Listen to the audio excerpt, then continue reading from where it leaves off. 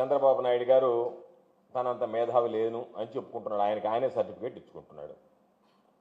లోకేష్ పరిస్థితి చూస్తే ఆయన పాపం వాళ్ళ నాయన్ని పొగుడుతున్నాడు చంద్రబాబు నాయుడు గారిని. ఏదో చెప్తారు కదా, పరడబ్బా పరస్పర డబ్బా అన్నట్టుగా, మా నాన్నని మించినటువంటి వాడు ఈ సృష్టిలోనే లేడు అని చెప్పి ఆయన తనయుడు ఆయన వాళ్ళ నాయనకి సర్టిఫికేట్ ఇస్తున్నాడు. అక్కడికి పోయినటువంటి వ్యక్తులు అసలు మనం ఎందుకు వచ్చాం, పెట్టుబడుల కోసం వచ్చామా, దాని గురించి మనం ఆలోచన చేస్తున్నామా, దాన్ని ఏ విధంగా ఆకర్షించాం వదిలిపెట్టి ఈ రాష్ట్రానికి భావ ముఖ్యమంత్రి జగన్మోహన్ రెడ్డి గారు లోకేష్ ఈ రాష్ట్రానికి కాబోయే ముఖ్యమంత్రి అని చెప్పి మిగతా వాళ్ళు అంటే మంత్రులేమో లోకేష్ను పొగుడుతున్నారు, లోకేష్ చంద్రబాబు నాయుడు పొగిడేటువంటి పరిస్థితి ఏర్పడింది.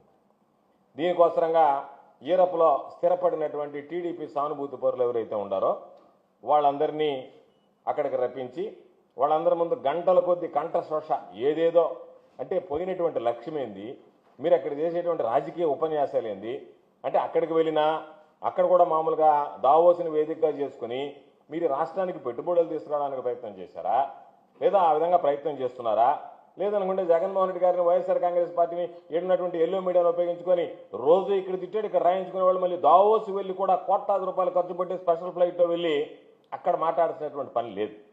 అయినా సరే పాపం ఆయన కొడుకు చెప్పాడు 2004లో చంద్రబాబు నాయుడు గారు కనుక ఓడిపోకుండా ఉంటే రాష్ట్రం పరిస్థితి వేరుగా ఉండేది. అవును, రాష్ట్రం పరిస్థితి వేరుగానే ఉండేది, రాష్ట్రం అధోగతి పాలై ఉండేది. అనుమానం లేకుండా 2004లో రాజశేఖర రెడ్డి గారు కాకుండా చంద్రబాబు నాయుడు గారు కానీ గెలిచి ఉంటే రాష్ట్రం ఆంధ్ర రాష్ట్రం అనేటువంటిది అధోగతి పాలై ఉండేది, వల్లకాడుగా మారిపోయి ఉండేది. దాన్ని ఆయన 2000లోనే ఆయనే మేము కానీ 2004లో గెలిచి ఉంటే ఓడిపోకుండా ఉంటే రాష్ట్ర పరిస్థితి వేరుగా ఉండేది అనేటువంటిది. ఆ రోజుకి పిల్లవాడు చెడ్డీలు వేసుకొని తిరుగుతున్నాడు హైదరాబాద్లో. ఏదో పెద్ద అనుభవం ఉన్నటువంటి వాడిలాగా 2004లోనే మేము కానీ గెలిచి ఉంటే మేము కంటిన్యూటీగానే ఉంటే బ్రహ్మాండంగా ఉండేది అని చెప్పాను. నేను అడుగుతున్నా, ఒకవేళ 2004లో మీరే కనుక గెలిచి ఉంటే పేదలకు ఇళ్ళు ఉండేదా, 108 లాంటి సేవలు వచ్చిండయా, ఆరోగ్యశ్రీ వచ్చిండేదా, ఫీజు రియంబర్స్మెంట్ పథకం తీసుకొచ్చిండేవాళ్ళ, రైతులకు ఉచిత విద్యుత్ అందుండేదా? కాబట్టి అన్ని రకాలైనటువంటి వాళ్ళు చంద్రబాబు ఓడిపోయాడు కాబట్టే దాదాపుగా ఈరోజు ఒక్కసారి చూస్తే రైతులు, యువత, కార్మికులు అన్ని రకాలైనటువంటి వర్గాలకి మేలు కలిగించాయి. చంద్రబాబు నాయుడు గారు ఉన్నప్పుడు దాదాపుగా ప్రభుత్వ రంగ సంస్థలు 54 మూతపడ్డాయి. ఆర్టీసీని కూడా ప్రైవేటీకరణ చేయడానికి ప్రయత్నం చేశాడు. అటువంటి పరిస్థితుల్లో అన్ని వర్గాలకు మేలు జరిగేటువంటి విధంగా వైఎస్ రాజశేఖర రెడ్డి గారు తీసుకున్నటువంటి నిర్ణయాలు, ఆ నిర్ణయాలతో పాటు ఆ రోజు ఆర్టీసీ కూడా మూతపడకుండా దానిని కొనసాగించినటువంటి ఘనత ఒకసారి గుర్తు చేసుకుంటే అది రాజశేఖర రెడ్డి గారు. వ్యవసాయం అయితే చంద్రబాబు నాయుడు దండగా అంటే మరలా పండగ అయినట్టుగా చేశాడు. హైదరాబాద్ నగరాన్ని అభివృద్ధి చేశాడు. చంద్రబాబు చెప్తాడు కులీ కుతుబ్ షా తర్వాత నేనే హైదరాబాద్ అని చెప్పి. ఎందుకు అది కూడా చెప్పు, కులీ కుతుబ్ షా కన్నా హైదరాబాద్ భాగ్యనగరాన్ని నేనే చేశానని చెప్పుకోలేకపోయావు. ఏముంది దాంట్లో, పెద్ద అసహ్యం లేదు కదా. అసహ్యాన్ని జయించినటువంటి వాడు నువ్వు, చెప్పుకోవడానికి ఏదైనా చెప్పుకోగలిగినటువంటి వాడివి. కాబట్టి ఎవడన్నా నవ్వుతారేమో నేను చెప్పేటువంటి మాటలు, ఒక ముఖ్యమంత్రి స్థాయిలో ఉండేటువంటి వ్యక్తి ఏదన్నా మాట్లాడితే ఎవరన్నా నవ్వుతారేమో, మనకి ఎంత అసహ్యంగా ఉంటుందనేటువంటిది ఏమీ లేకుండా దేశ విదేశాలకు వెళ్ళినా సరే ఏమి దంకు బంకు లేకుండా అబద్ధాలు చెప్పడం అనేటువంటిది అలవాటు అయిపోయింది ఆ ప్రాణానికి. కాబట్టి ఈరోజు ఔటర్ రింగ్ రోడ్ ఎక్కడొచ్చి ఎవరి వల్ల వచ్చింది? శంషాబాద్ ఎయిర్పోర్ట్ ఎవరు పూర్తి చేశారు? ల్యాండ్ భూసేకరణ పూర్తి చేయలేకపోయావు నువ్వు నీ హయాంలో. ఏదో చాలా విజన్ ఉండేటువంటి ముఖ్యమంత్రి అని చెప్పుకునేటువంటి నువ్వు భూసేకరణ పూర్తి చేయలేకపోతే రాజశేఖర రెడ్డి గారు వచ్చిన తర్వాత భూసేకరణ పూర్తి చేసి శంషాబాద్ విమానాశ్రయం ఆయన హయాంలో కట్టాడు. ఔటర్ రింగ్ రోడ్ ఈ రోజు మనం వెళ్ళినా సరే హైదరాబాద్లో ఔటర్ రింగ్ రోడ్ గురించి చాలామంది నీలాంటి వాడికి 10 జన్మలు ఎత్తినా సరే రానటువంటి ఆలోచన. ఇవన్నీ జగన్మోహన్ రెడ్డి గారు ఈరోజు నువ్వు తిట్టడం కాదు, రాజశేఖర రెడ్డి గారు చేసినటువంటి అభివృద్ధి కార్యక్రమాలు నిన్ను నువ్వు పొగుడుకునే ముందు ఒకసారి రాజశేఖర రెడ్డి గారు ఏం అభివృద్ధి చేశారు, జగన్మోహన్ రెడ్డి గారి హయాంలో ఏం అభివృద్ధి జరిగింది అనేటువంటిది కూడా అవలోకనం చేసుకుంటే నీకన్నా బాగా జరిగిందా అభివృద్ధి లేదా అనేటువంటి దానికి నీకే సమాధానం వస్తుంది. కాబట్టి ఆ రోజు మీ బాబు కనుక గెలిచుంటే, బాబు నాయన లోకేష్, ఈ రాష్ట్రం ఆంధ్ర రాష్ట్రం అనేటువంటిది వల్లకాడుగా మారి ఇప్పటికే మరలా ఏదైతే ఉన్నారో అందరూ అప్పుడు కొంతమంది వలసపోయినారు, మిగతా కొరవ కూడా వలసపోయారు. రాజశేఖర రెడ్డి గారు వచ్చిన తర్వాతనే వ్యవసాయం మీద మరలా ఆశలు ఏర్పడి ఎక్కడెక్కడో పాపం రైల్వే స్టేషన్లో అడుక్కు తింటున్నటువంటి పేద రైతులు మరలా తిరిగి గ్రామాల్లోకి వచ్చి వ్యవసాయం చేసుకునేటువంటి పరిస్థితి ఏర్పడింది. ఆ విషయాన్ని గుర్తు చేసుకుంటే మంచిది, గుర్తు తెచ్చుకుంటే మంచిది. చంద్రబాబు నాయుడు నేను గతంలో కూడా ఒకసారి చెప్పాను, ఏమాత్రం బిడీ పట్టంలే, ఏమాత్రం సిగ్గుపడటంలే, సత్యనారాయణలా మైక్రోసాఫ్ట్లో ఉద్యోగం సాధించడానికి నేను కారణం అని చెప్పాడు. మరలా అంతకుముందే చెప్పాను నేను, సత్యానాదెళ్ల చరిత్ర తెలుసా? సత్యానాదెళ్ల ఎప్పుడు పనిచేశాడు? అసలు సత్యానాదెళ్ల మైక్రోసాఫ్ట్కి సంబంధించి ముందు మైక్రోసాఫ్ట్ గురించి మాట్లాడొస్తే మైక్రోసాఫ్ట్ ఎక్కడొచ్చింది? 1998లో ఒక టెంపరీ సెటప్లో నడిచింది. ఆ తర్వాత రాజశేఖర రెడ్డి గారు 42 ఎకరాల 25 సెంట్లు భూమి వాళ్ళకి కేటాయిస్తే 2004 నవంబర్ 15వ తేదీ దానిని పూర్తి చేసి దానిని ప్రారంభించాడు ఆయన. ఆ ప్రాజెక్ట్ని రాజశేఖర రెడ్డి గారు ముఖ్యమంత్రి అంత బహుశా అమెరికా తర్వాత అతిపెద్ద మైక్రోసాఫ్ట్ కంపెనీ వచ్చింది హైదరాబాద్లోనే, రాజశేఖర రెడ్డి గారి హయాంలోనే. నీ హయాంలో రాలేదు. 1992లో మైక్రోసాఫ్ట్లో చేరాడు. నేను ఇంతకుముందు కూడా చెప్పా ఒకసారి, సత్యానాదెళ్ల మీరు ఒకసారి కొట్టి చూడండి, ఎవరన్నా గూగుల్కి వెళ్ళి సత్యానాదెళ్ల మైక్రోసాఫ్ట్లో ఎప్పుడు చేరాడు, ఎప్పుడు ఉద్యోగం ప్రారంభించాడు? 1992లో. అప్పుడు నువ్వు రామారావు వెన్నుపోటు కూడా పడకపోతివే, ముఖ్యమంత్రి కాకపోతివే. నువ్వెట్టా ఈరోజు వచ్చి నేను నా సత్యానాదెళ్ల నేను పెట్టినటువంటి మైక్రోసాఫ్ట్లో చదివి అక్కడ బ్రహ్మాండంగా వృద్ధిలోకి వచ్చాడని చెప్పి గబ్బు మాటలు తప్ప, అబద్ధాలు తప్ప, వాస్తవాలు అనేటువంటివి నువ్వు నోటుకుండా రాకపోయా. నీకు రాజశేఖర రెడ్డి గారు చెప్పినట్టుగా మునిశాపం ఉండే, నిజం మాట్లాడితే తల ఒక్కలైపోద్దని చెప్పి. కాబట్టి దాన్ని కాపాడుకోవడానికి ఆ తలని అబద్ధాలు చెప్పడం తప్ప వేరే పనే లేకుండా పోయేటువంటి పరిస్థితి ఏర్పడింది. ఈరోజు ఏముంది? ఆర్భాటం, ప్రచారం, అబద్ధాలు తప్ప రాష్ట్రానికి చంద్రబాబు నాయుడు వల్ల ఒరిగింది ఏదన్నా ఉందంటే, చంద్రబాబు నాయుడు దావోస్కి ఎన్నిసార్లు పోయాడు? కోట్లాది రూపాయలు ఖర్చు పెట్టడం, జాకీలు పెట్టి లేపడానికి మీడియా సంస్థలు వాళ్ళకి పోయి ఉన్నయ్య లేని అన్నీ చెప్పడం, రకరకాలుగా అరచేతిలో స్వర్గం చూపించాడు. ఈరోజు నేను అడుగుతున్నా, ఇదిగో ఇవన్నీ మీకు సంబంధించినటువంటి పత్రికలు రాసినటువంటివే. రాష్ట్రానికి 150 సంస్థలు, ఈనాడులో ప్రధానంగా వచ్చినటువంటి ఆర్టికల్. పాపం ఈనాడు వాళ్ళు ఎవరన్నా ఉన్నప్పుడు చూసుకుంటే ఏమొచ్చాయనేటువంటిది తెలుస్తుంది. రాష్ట్రానికి 150 సంస్థలు, ఇదైపోయింది. తర్వాత ఏపీలో రక్షణ పరికరాల ప్లాంట్ లాక్హీడ్, ఇది ఎక్కడ మీద కనపడలే. పాపం ఇది కూడా ప్రముఖంగా ప్రచురించారు, ఇది కనపడలే, ఇంతవరకు రాలే. దావోస్ 15,000 కోట్ల రూపాయలు, ఇది కూడా కనపడటం వల్ల 15,000 కోట్ల రూపాయలు ఏం వచ్చిందనేటువంటిది జరగలే. హై స్పీడ్ రైళ్ల కర్మాగారం, మామూలు రైళ్లు కూడా నాయన, హై స్పీడ్ రైళ్ల కర్మాగారం. హైబ్రిడ్ క్లౌడ్, మైక్రోసాఫ్ట్కి సంబంధించినటువంటి హైబ్రిడ్ క్లౌడ్ వస్తుందని చెప్పి సౌదీ అరాంకో రాష్ట్రానికి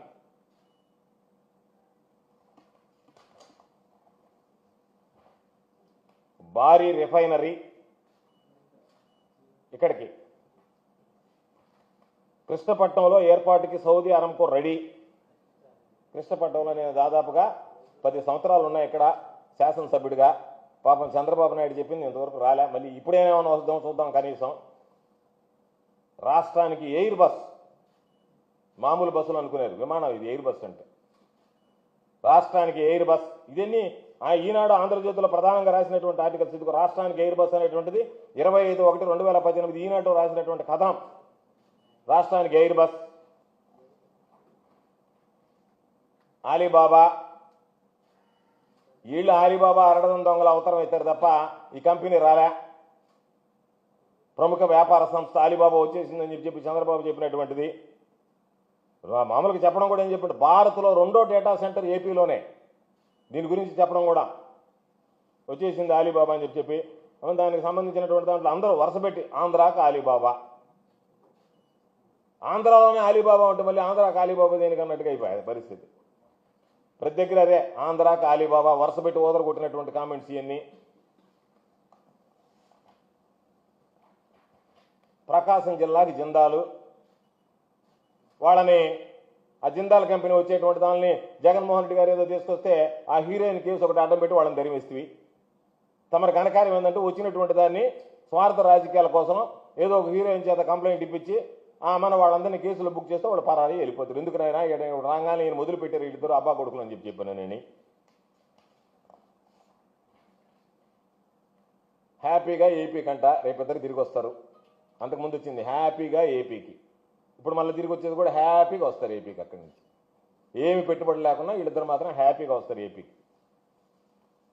కాబట్టి ఇన్ని రకాలైనటువంటివి ఇచ్చి ఈరోజు చంద్రబాబు నాయుడు చెప్పాల్సింది నువ్వు చెప్పినటువంటి వాటిల్లో 2014-2019 మధ్య 5 సార్లు 4 సార్లు నువ్వు పోయావు, ఒకసారి మీ కొడుకు పోయాడు. ఏమన్నా ఇదిగో మేము చెప్పినటువంటి వాటిలో ఈరోజు నేను చెప్పినటువంటి ఎయిర్ బస్ వచ్చిందా, మీరు సంబంధించినటువంటి దాంట్లో ఏదైనా ఆలీబాబా వచ్చిందా, వేల కోట్ల పెట్టుబడులు తీసుకొచ్చారా, ప్రచారం కోసం కోట్లు ఖర్చు పెట్టారు.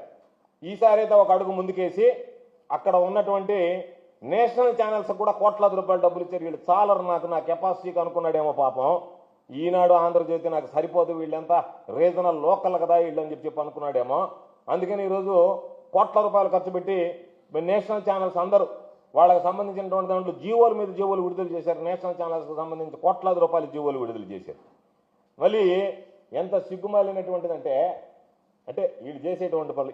ఇది ఒక ట్విట్టర్ బాబు, ఇది ఒక ట్విట్ నాయన. ఇదేంది ఇది? ఇన్వెస్ట్ ఇన్ ఏపీ దీనికోసం ఒక ట్వీట్ చేశారు. దీంట్లో ఏంది? Stone Craft Group officials meet Nara Lokesh at Davos to discuss setting up a world class golf city in Andhra Pradesh. ఈ స్టోన్ క్రాఫ్ట్ అనేటువంటిది ఇది దావోస్లో కలిశారంట పాపం వాళ్ళు. లోకేష్ని పెడతాం గోల్ఫ్ కోర్ట్ అని చెప్పి. ఇది ఉండేది హైదరాబాద్లో. ఇది వాళ్ళ అడ్రస్. రియల్ ఎస్టేట్ వ్యాపార సంస్థ ఇది. ఇదిగో వాళ్ళ అడ్రస్ ఏంది? 6-3-1109/1 రాజ్భవన్ రోడ్, సోమాజిగూడ, హైదరాబాద్. హైదరాబాద్లో ఉండేటువంటి వీళ్ళు ఆయన దావోస్లో కలిసి ఆయనకి ఇన్వెస్ట్ చేస్తాం గల్ఫ్ కోర్టు అని చెప్పారంట. ఆడదాకా పోయి పాపం వాళ్ళకేమన్నా వీళ్ళబొట్టి డబ్బులు ఉన్నాయని చెప్పేమన్నా విమానంలో పోయారేమో తెలియదు. పోయి ఆడకపోయి చెప్పారని చెప్పి అక్కడ ఇన్వెస్ట్ ఇన్ చెప్పి అని చెప్పి పెట్టాడు. తీరా చూస్తే ఆ కంపెనీ ఉండేది అక్కడ రియల్ ఎస్టేట్ కంపెనీ. హైదరాబాద్లో రియల్ ఎస్టేట్ వ్యాపారం చేసేటువంటి ఆ కంపెనీ ఉండేది రాజమోహన్ రోడ్లో. అంటే వాళ్ళు ఇక్కడికి వచ్చి కలవడానికి పాపం హైదరాబాద్ నుంచి విజయవాడ కలవడానికి టైం దొరకలేదు. లేకపోతే వీళ్ళు అక్కడికి ఏమన్నా టైం ఇస్తాం, అక్కడికి రమ్మన్నారు. ఇక్కడ మాకు బిజీగా ఉన్నాము, ఇక్కడ మేము ఉండేదానికి వీలు కాదు కాబట్టి అక్కడికి రమ్మని చెప్పారేమో తెలియదు. కానీ మీ పరిస్థితులు ఇది. ఎందుకు మీరు అనవసరంగా ప్రజలకు పాపం తెలియకుండా అమాయకులను నిరుద్యోగులను మోసం చేయడానికి మేము కోట్లాది రూపాయలు తీసుకొచ్చాము, కోట్లాది రూపాయలు ఇక్కడ తరలించి అర్థం చేస్తున్నాం అని చెప్పి ఈరోజు అదేవిధంగా పాపం ఈయన చెప్పాడు. ఈయనేదో పెద్ద ఇదైనట్టుగా ప్రతిసారి పాపం విజయం అనేటువంటిది ఈయనకి ఎదురులేనట్టుగా. మీ పరిస్థితి ఏంది? 2004లో గెలవడం ఏంది? అసలు మీరు ఎప్పుడు గెలిచారో ఒకసారి చెప్పండి. తెలుగుదేశం చంద్రబాబు నాయుడు చేతిలోకి ఏ విధంగా పోయింది? 95లో 94లో రామారావు గారు గెలిచారు. అప్పటికి మీ బాబు లేడు, చంద్రబాబు లేడు. 95లో రామారావుకి వెన్నుపోటు పొడిచి పెరుక్కున్నారు. వాస్తవమా కాదా? 95లో రామారావుకి వెన్నుపోటు పొడిచారా? లేదా జనాలు 95లో మీ నాయన తీసుకున్నప్పుడు మీ నాయన చూసి ఓట్లు వేశారా? 94లో పాప రామారావు గారిని చూసి ఓటు వేస్తే ఆయనకు వెన్నుపోటు పొడిచి 95లో నువ్వు పార్టీ పెరుక్కున్నావు. 95లో మీరు ముఖ్యమంత్రి అయ్యారు. కాబట్టి మొదటిసారి ముఖ్యమంత్రి అయినప్పుడు మీ గొప్పతనం ఏమీ లేదు. దాన్ని ఒప్పుకుంటారా? కనీసం అది కూడా మా గొప్పతనమే. ఆ రోజు రామారావు గారిని కాదు, మా తాతను చూసేలేదు, మా బాబుని చూసే ఓట్లు వేసినారు, మా తాతను మేమే ముఖ్యమంత్రి చేసామని చెప్పుకోదలుచుకుంటే ఏం చేయగలిగేది ఏం లేదు. అది కూడా చెప్పుకోవడానికి కూడా మీరేమి సందేహించేటువంటి వ్యక్తులు కాదు. అదేనా చెప్పగలరు, ధైర్యంగా ఆ మాట అయినా చెప్పగలరు. కానీ 95లో మీరు వెన్నుపోటు పొడిచారు, పెరుక్కున్నారనేటువంటిది ప్రజలందరికీ తెలిసినటువంటి నగ్న సత్యం. 99కి వద్దాం. కార్గిల్ వార్ రావడం, ఆ రోజు వాజ్పేయి గారు ఉండడం, ఆయన్ని అర్ధాంతరంగా దించేయడం, ఆయన మీద సానుభూతి రావడం, ఆ రోజు మీరు ఆయనతో జత కట్టడం. 99లో బీజేపీతో పొత్తు పెట్టుకుని 99లో మరలా అధికారంలోకి వచ్చారు. 2004 ఒంటరిగా పోటీ చేశారు, అడ్రస్ లేరు. 2009 అడ్రస్ లేరు. మళ్ళీ మహాకూటమి అన్ని రకరకాలైనటువంటి పెట్టుకుని అడ్రస్ లేకుండా ఓడిపోయారు. 2014 వచ్చేటప్పటికి మరలా ఆ రోజు పవన్ కళ్యాణ్, నరేంద్ర మోడీ వేవు, మీరు అందరు కలిసి 2014లో ఒక కూటమిలాగా ఏర్పడి 2014లో అధికారంలోకి వచ్చారు. 2019లో పరిస్థితి ఏంటి? విడిపోయిన తర్వాత మిమ్మల్ని మరలా ప్రజలు అడ్రస్ లేకుండా చేశారు. మరలా 2024 వచ్చేటప్పటికి ఇదే మోడీ అవసరం వచ్చింది. ఎన్ని మాటలు మాట్లాడారు మోడీని మీరు అంతకుముందు? మోడీ వల్ల అసలు మామూలుగా చంద్రబాబు నాయుడు గారు అయితే హూ ఆర్ యూ అని చెప్పి వచ్చిరా అన్నటువంటి ఇంగ్లీష్లో ఢిల్లీలో కూర్చొని ఏమి మాట్లాడాడో. నేను I'm a father of Lokesh, I'm a grand father of ఆ పిల్లోడి పేరు ఏం పేరు ఏందో ఉంది ఆ పిల్లోడి పేరు అయ్యా దేవాన్స్. హూ ఆర్ యూ అని అడిగాడు. అటువంటి అడిగినటువంటి వాడు ఆ హూ ఆర్ యూ అని అడిగినటువంటి వాడే మరలా ఆయన దగ్గరికి పోయి ఆయన్ని మరలా కాళ్ళ వేళబడి వాళ్ళందరితో పొత్తు కలిపి మరలా ఏదైతే పాపం ఆ పవన్ అయితే పాపం అప్పుడు చెప్పాడు పవన్ కళ్యాణ్ మా కుటుంబ సభ్యుల్ని విమర్శించాడు, లోకేష్ని వదిలిపెట్టిన అన్నాడు. మళ్ళీ ఆయన అందరినీ కలుపుకొని అందరు కలిసి ఒక 2024లో మరలా మీరు తిరిగి అధికారంలోకి వచ్చారు. కాబట్టి మీరు చేసినటువంటివి ఏంటి అంటే 2014లో మీరు అధికారంలోకి వచ్చిన తర్వాత తమరు చేసినటువంటి ఘనకార్యాలు విభజన సమస్యలు. ఆ రోజు కొత్తగా ఏర్పడినటువంటి రాష్ట్రానికి విభజన సమస్యలు ఏ పరిష్కారం కాలే. తమరు ఓటు కోటు పుణ్యమా అని చెప్పి అర్ధాంతరంగా వదిలేసేసి ప్రత్యేక హోదాను తాకట్టు పెట్టి అక్కడి నుంచి పాలన చిత్తగించి అమరావతికి వచ్చారు. అన్ని విధాల ఆరోగ్యశ్రీ లాంటి పథకాలను నిర్వీర్యం చేశారు, నిరుద్యోగులు పెంచారు. మీరు చేసినటువంటి ఘనకార్యాలు ఏమైనా ఉండే స్కాములు తప్ప రైతులకు సంబంధించి రుణమాఫీ చేస్తామని చెప్పి మోసం చేశారు. ఏ ఒక్క కార్యక్రమాన్ని కూడా మీ హయాంలో నెరవేర్చలేదు. కాబట్టి ఇటువంటి పరిస్థితుల్లో ఈరోజు మరలా ఈరోజు మీరు వాపును చూసి బల్బు అనుకొని ఏదో గాలి బుడగలను చూసి బ్రహ్మాండంగా పెద్ద పెద్ద బెలూన్లుగా మీరు ఊహించుకొని ఈరోజు రకరకాలైనటువంటి మాటలు మాట్లాడుతున్నారు. కాబట్టి మీ వాపు తగ్గిన రోజు, మీ ఈ బుడగలన్నీ పేలిన రోజు ఒకటే గుర్తుంచుకోండి. మీరు అనుకుంటున్నారు ఈరోజు అక్కడికి వెళ్ళి ఇక్కడికి వెళ్ళి మాట్లాడుతున్నారు. మీరు ప్రజలే మీ బుక్కులు రాస్తున్నారు. ఈరోజు మీరు చేసినటువంటి పాపాల చిట్టా, నువ్వు ఆ రోజు రెడ్ బుక్ రాశానని చెప్పి మొత్తం రాష్ట్రం అంతా తిరిగి నువ్వు ఒక్కడో రాయడం కాదు, ప్రజలు ఎప్పటికప్పుడు మీ పాపాల చిట్టా రాస్తున్నారు. గుర్తుంచుకోండి. శాశ్వతంగా అధికారం అనేటువంటిది ఈసారి కోల్పోతే మీరు రాష్ట్రంలో కూడా తిరిగి మళ్ళీ మీరు నేరుగా స్విట్జర్లాండ్కి వెళ్ళిపోవాల్సిందే, దావోస్కి వెళ్ళిపోయి అక్కడే ఉండాల్సిందే శాశ్వతంగా. అటువంటి పరిస్థితులు ఈరోజు రాష్ట్రంలో కలుగుతున్నాయి. రాష్ట్రంలో మీ మీద ఆ స్థాయిలో వ్యతిరేకుతుంది. జగన్మోహన్ రెడ్డి గారు వెళ్ళారు. జగన్మోహన్ రెడ్డి గారు ఏ హంగామా లేకుండా వెళ్ళాడు. 2022లో వెళ్ళాడు. వెళ్తే ఆయన ఏమి తెచ్చాడు అనేటువంటిది కూడా చెప్తాం. దాదాపుగా ఈ రాష్ట్రానికి ఆయన వచ్చిన తర్వాత 1,26,000 కోట్ల రూపాయల పెట్టుబడులు వచ్చాయి. మీలాగా మేమేదో ఆలీబాబా, ఎయిర్ బస్సు అని చెప్పి వదిలేయడంలే, మేము తెచ్చినవేందో కూడా చెప్తాం. ఇవన్నీ మేము చెప్పినటువంటి రాష్ట్రంలో ప్రారంభమైన ఉత్పత్తిని కూడా ప్రారంభించాయి.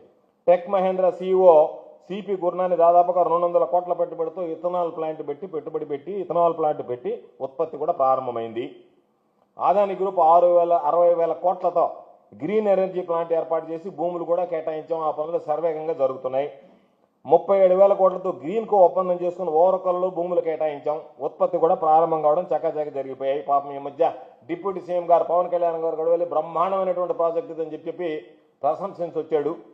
ఈ ప్రాజెక్టు బ్రహ్మాండమైనటువంటి ప్రాజెక్టు గ్రీన్ కో అని చెప్పారని. అది జగన్మోహన్ రెడ్డి గారి హయాంలో వచ్చింది. అదేవిధంగా దాదాపుగా గ్రీన్ ఎనర్జీ ప్లాంట్కి సంబంధించి 28,000 కోట్ల రూపాయలతో ఒప్పందం చేసుకుని దాదాపుగా ఆ పనులు కూడా ఈరోజు కొనసాగుతూ ఉన్నాయి. కాబట్టి వీటి వల్ల ఉద్యోగాలు వచ్చాయి, ఉపాధి అవకాశాలు కలిగాయి, లక్షల మందికి అవకాశాలు మెరుగుపడ్డాయి. కాబట్టి ఏదైనా ఒక పర్యటనకు వెళ్ళినప్పుడు ప్రజలకు సంబంధించి నువ్వు పెట్టుబడులు తీసుకురావడం, ఆ పెట్టుబడులకు సంబంధించి ప్రజలకు ఉపయోగపడేటువంటి విధంగా చేయాలనేటువంటి తాపత్రయం ఉండకుండా మీరు ఉన్నటువంటి సమయం మొత్తం జగన్మోహన్ రెడ్డి గారిని, వైఎస్ఆర్ కాంగ్రెస్ పార్టీని దూషించడం, తోలనాటం, దానికోసం ఉపయోగించి ఈరోజు ఇంత నీతి మాలినటువంటి విధంగా ప్రవర్తించడం సరైనటువంటి పద్ధతి కాదు. కాబట్టి ఇప్పటికైనా మీకు చిత్తశుద్ధి ఉంటే, నిజంగా మీకు ఆంధ్ర రాష్ట్ర ప్రజల మీద, ఆంధ్ర రాష్ట్రంలో ఉండేటువంటి నిరుద్యోగుల మీద, ఆంధ్ర రాష్ట్రంలో చదువుకున్నటువంటి యువత మీద వీళ్ళకి ఉద్యోగ ఉపాధి అవకాశాలు కల్పించాలి అనేటువంటి ఆలోచన ఉంటే దయచేసి ప్రచారం కోసం ప్రాకులాడకండి. ప్రచారం కోసం కోట్లాది రూపాయలు ఖర్చు పెట్టకండి. వాళ్ళ పట్ల చిత్తశుద్ధితో ఏమేమి కనికట్టు విద్యలొద్దు, ఉన్నది లేనట్టు లేనిది ఉన్నట్టు చేసేటువంటి పరిస్థితి తీసుకురావద్దు. మీరు నిజంగా మీకు చిత్తశుద్ధి ఉంటే ఇటువంటి గలీజు పనులు చేసి రాష్ట్ర ప్రతిష్ట పరువు పాడు చేయకుండా, హైదరాబాద్లో ఉండే కంపెనీకి దావోస్లో మాకు ఇన్వెస్ట్మెంట్ వస్తుందని చెప్పి రాష్ట్ర పరువు తీయకుండా దయచేసి చిత్తశుద్ధితో ప్రయత్నిస్తే మంచిది తప్ప అక్కడికి కూడా వెళ్ళి ఇక్కడ రోజు తిడుతున్నారు. రోజు మా మీద పత్రికలు రాస్తూ ఉన్నాయి, ఉన్ని లేని అన్నయ్య అని అన్నీ రాస్తూ ఉన్నాయి, సంబంధం లేనటువంటి వార్తలన్నీ రాస్తున్నాయి. మీకు ఏది ఇష్టం అనుకుంటే ఇది ఈరోజు రాయండి అంటే రాసేస్తున్నారు. అది వాస్తవం అవాస్తవం అనేటువంటిది చూసుకోకుండా. కాబట్టి ఇక్కడ బురద చల్లేటువంటి కార్యక్రమం ఉంటే మళ్ళీ ఫ్లైట్లో బకెట్ల బురద తీసుకెళ్ళి ఆడతల్లి సంతోషపడి వాళ్ళందరి దగ్గర ఎక్కడో యూరోప్ నుంచి వాళ్ళందరినీ తీసుకొచ్చి గంటలు వాళ్ళ కంఠశోష, వాళ్ళ పాప ఆవిడంతలతో అల్లాడిపోతున్నారు మీ దెబ్బకి తట్టుకోలేక. కాబట్టి దయచేసి ఇటువంటివి లేకుండా ఇప్పటికైనా చిత్తశుద్ధితో మీరు దావోస్ వెళ్ళారు కాబట్టి అక్కడ ఏదన్నా ఈ రాష్ట్రానికి ఉపయోగపడేటువంటి పెట్టుబడులు, పరిశ్రమలు వస్తే దాని మీద దృష్టి పెట్టండి, దాని మీద చిత్తశుద్ధిగా పనిచేయండి. 2014-2019 మధ్య మీరు చేసినటువంటి దావోస్ పర్యటనలో రాష్ట్రానికి వరగబెట్టింది శూన్యం. కాబట్టి మరలా ప్రజల డబ్బుని మీరు మీ విలాసాలకి ఖర్చు పెట్టుకోకుండా, మీ ప్రచారానికి వాడుకోకుండా దయచేసి ఇప్పటికైనా చిత్తశుద్ధితో దావోస్ పర్యటన విజయవంతంగా పూర్తి చేసుకొని మీరు రాష్ట్రానికి పెట్టుబడులు, పరిశ్రమలు తీసుకొచ్చి యువతకు ఉద్యోగ ఉపాధి అవకాశాలు కల్పిస్తారని మేము ఆశిస్తున్నాం. దానికి భిన్నంగా మీరు ప్రవర్తిస్తే భగవంతుడు కూడా మిమ్మల్ని క్షమించడం అనేటువంటి విషయాన్ని మీరు గుర్తుపెట్టుకుంటే మంచిదని మీకు హితవు చెప్తున్నాం. సార్, మీరు చెప్పిన టెక్ మహేంద్ర కానీ అదానీ కానీ ఇద్దరు ఇండియాలో ఉండేవాళ్ళు, వాళ్ళు ఇండియాలో కలవచ్చు కదా, అక్కడ దావోస్ కాదు నీకు అందుకనే పాప నీకు కొంచెం సబ్జెక్ట్ తక్కువ నీకు. ఇవన్నీ కంపెనీస్ అన్ని సంబంధించినటువంటి దాంట్లో ఇక్కడ ఆంధ్రాలో ఉండరోళ్ళు, ఇండియాలో ఉండరోళ్ళు, బయట ఎన్ఆర్ఎస్ ఉంటారు. అర్థమైందా? ఎవడు ఎక్కడ ఉంటాడు కదా, ఆ కంపెనీ ఇక్కడ ఉంటుంది. అందుకని చెప్పి వీళ్ళు ఇక్కడ ఆదాని అనేటువంటి వాడికి మొన్న మీరే రాస్తే ఆయన అమెరికాలో చేసాడు, అది చేసాడు, ఇది చేసాడని చెప్పారు. అందుకని చెప్పి వాళ్ళు ఎక్కడ దీని అవసరం ఉంటుందో అక్కడికి పోయి మారుస్తారు తప్ప, ఇప్పుడు దావోస్ అందరూ వెళ్తారు పరిశ్రమ కాదు, రియల్ ఎస్టేట్ వాళ్ళు పోయి గల్ఫ్ పరిశ్రమ పెట్టాలంటే ఆడ బెటరు ఈ గలీజ్ పనులు అంటే. ఇప్పుడేంది గల్ఫ్లు రియల్ ఎస్టేట్, ఇప్పుడు నేను ఇక్కడ నెల్లూరులో బిల్డింగ్ కట్టడానికి నెల్లూరులో కడతానా బిల్డింగ్, నేను మన ఢిల్లీకి పోయి నెల్లూరులో బిల్డింగ్ కడతానని చెప్తాను. కాబట్టి వీళ్ళు మల్టీనేషనల్ కంపెనీస్ని ఎస్టాబ్లిష్ చేసినటువంటి వాడు ఇండియా వాడైనా ఎగ్జిబిషన్స్కి వెళ్ళినప్పుడు అక్కడ ఏముంది అనేటువంటిది చూసి అక్కడ వాళ్ళ అవసరాలు, అక్కడ ఉన్నటువంటి పరిస్థితిని బట్టి అక్కడ వాళ్ళు మాట్లాడతారు. వాళ్ళకి ఇచ్చేటువంటి ఏమి ఇస్తారు, ఎటువంటి బెనిఫిట్స్ ఇస్తారు అనేటువంటి దాని మీద మాట్లాడతారు. ఈ గల్ఫ్ కోర్టులు దీనికి సంబంధించినటువంటి స్థలం కేటాయించడం వీటి కోసరం కాదు. ఆంధ్రాలో మేము గల్ఫ్ కోర్స్ పెడతాం. 5 సంవత్సరాల కాలంలో ఒక్కసారి దావోస్కి వెళ్ళారు ముఖ్యమంత్రి గారు. అవసరం నేనే చెప్పా, ఎందుకని వెళ్ళలేకపోయారు? నేనే చెప్పా ఒకసారి వెళ్ళాడు, చూశాడు, ఎంతవరకు తీసుకురావాలో అంతవరకు తీసాడు. అందుకే నేను చెప్పా, మీరు 5 సార్లు ఫ్లైట్లు వేసుకొని ప్రజల డబ్బు తీసుకొని విలాసం ఖర్చు పెట్టడం కాదు, ఎన్నిసార్లు వెళ్ళామనేటువంటిది కాదు అవసరం, ఎంత తీసుకురాగలిగాం, ఎంత పెట్టుబడులు సఫలీకృతమయ్యాయి, మెటీరియలైజ్ అయ్యేది అనేది ఇంపార్టెంట్. అందుకని ముఖ్యమంత్రి గారే వెళ్ళాలా, చంద్రబాబు గారు లాగా ఆయన వెళ్ళి ఆయనే ఉండాలా, ఆయన వల్లనే ఒరిగిందనాలనేటువంటి ఆలోచన చేసేటువంటి వాడు కాదు. రాష్ట్రానికి సంబంధించినటువంటి ప్రతినిధి బృందం వెళ్ళాలా, వాళ్ళ ద్వారా ఈ రాష్ట్రంలో ఉండేటువంటి ఈజ్ ఆఫ్ డూయింగ్ బిజినెస్ గురించి చెప్పాలా, దాని ద్వారా పెట్టుబడులను ఆకర్షించాలా, ఈ రాష్ట్రం ముందుండాలా, ఆంధ్ర రాష్ట్ర ప్రగతిని గురించి పెట్టుబడులు రావాలి తప్ప జగన్మోహన్ రెడ్డి గారు, చంద్రబాబు నాయుడు గారు కూర్చుంటే కాదు కదా.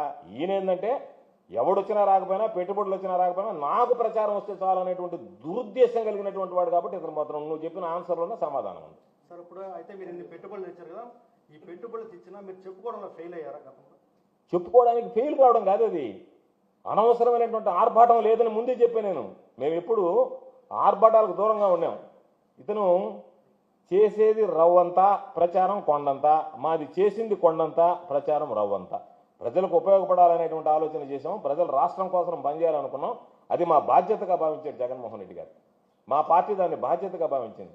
అంతే తప్ప ఈ డప్పు కొట్టుకుంటా మామూలుగా ఎన్డీటీఓ వాళ్ళకి ₹1 కోటి, ఇంకొక సిఎన్బిసి ఛానల్కి ఎంత డబ్బులు ఇచ్చి వాళ్ళందరినీ తోటే తీసుకెళ్లి విమానంలో వాళ్ళందరికీ ఖర్చులు పెట్టి వాళ్ళందరి దగ్గర రోజు వాళ్ళు ప్రమోట్ చేయడానికి అనేటువంటి ఆలోచన చేసి ఏముంది, ప్రజల సొత్తు చంద్రబాబు జల్సా చేయడమే.